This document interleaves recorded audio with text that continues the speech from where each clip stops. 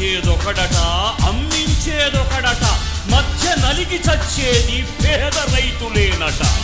శిస్తుల వసూళ్ళని పుస్తలు అమ్మించి దొంగ రసీదిచ్చినోళ్ళు దొరలవుతుంటే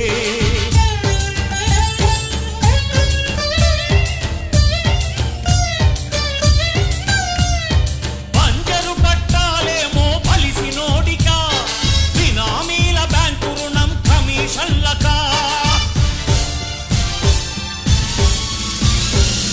ప్రజా సమిష్టికని ప్రణాళికేస్తుంటే మధ్య దళారీలతోటి మరో దారి మళ్ళితే